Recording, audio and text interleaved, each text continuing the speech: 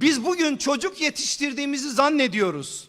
Ancak çocuk küçükken sorunu yok. Çocuklar büyüdü mü sorunlar başlıyor. 15 yaşına kadar çocuk melektir. Sana bir dert değildir ki. 15'ten sonra dert başlıyor.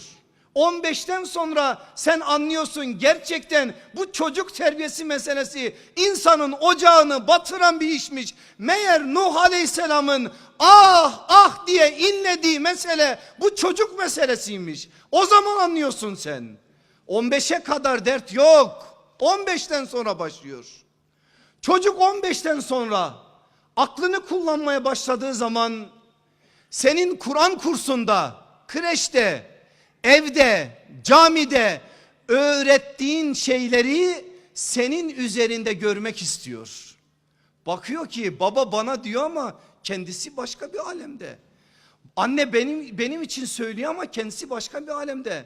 Bana namaz kıl diyor. Benim annem oturmuş televizyonun karşısına ezanları kovalıyor. Hiç bu manada bir hareket yok.